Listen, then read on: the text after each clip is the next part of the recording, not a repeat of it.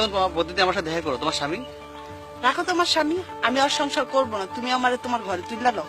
আর এখন চলতে সমস্যা, শহর চলতে অনেক খরচ। তুমি কোনো চিন্তা করো না, আমার বিয়াতে মা চালাকি করে 5 লাখ টাকা কাবিন দিছে। 5 লাখ দুক আর 10 লাখ দুক, ওর তো 5 টাকা দেওয়ার ক্ষমতা নাই। ওইটা আমি বুঝবো।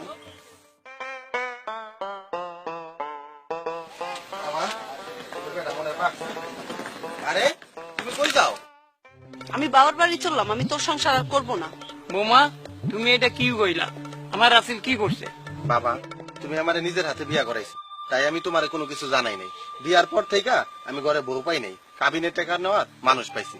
তোমার বউ আমারে কথায় কথায় শুধু কাবিনের টাকার খোটা দেয়। বাবা, বৌমা, তোমার মা বাবা যেভাবে কইছিল ওইভাবেই আমি বিয়া করাইছি। কাবিনের টাকা দিয়া তো আর খাওয়াই না।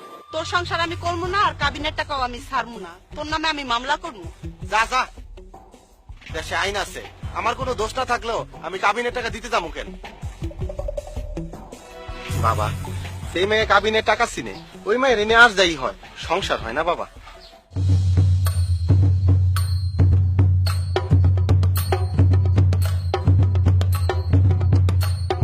আমার গ্রামে আমি আদালত স্বামীকে ডিভোর্স দিয়েছেন কেন? হুজুর, ও আমার সারাক্ষণ মারধর করতো, তাই। হুজুর, সারাক্ষণ পাইব কই?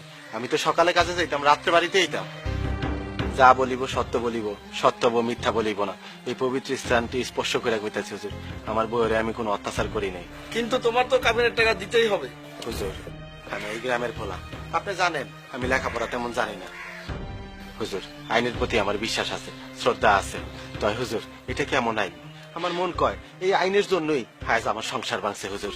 এই পবিত্র স্থানটি স্পর্শ করে কইতাছে হুজুর, আমার কোনো দোষ নাই। তারপরে যেহেতু আমার বউ আমার ডিভোর্স দিয়ে চলে গেছে, আমার টাকা দেওয়ার ক্ষমতা না থাকলেও প্রয়োজনে আমি বাপদাদার ভিটাটুকু বিক্রি কইরা কাবিনের টাকা পরিশোধ করুন। তাই হুজুর, এই আইন বন্ধ করেন।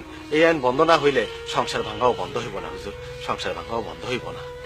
বাবা, আমি তোমার ছেলে, তোমার কাছ থেকে আমি যতটুকু সম্পত্তি পাবো বাবা আমারে দাও, আমার এখান থেকে বাঁচাও বাবা, আমার এখান থেকে বাঁচাও। বাবা রে, যা সম্পত্তি আছে দরকার হলে সব বিক্রি করেও আমি টাকা দিব, তারপরেও এই মাইয়া বিদায় করুন। তুমি চিন্তা করো না বাবা। বাবা রে, বাবা রে, বাবা। কাবিন কত লিখবো? 5,000 টাকা। মানে তুমি কি আগেরটার মতো আমাকে বোকা করছো?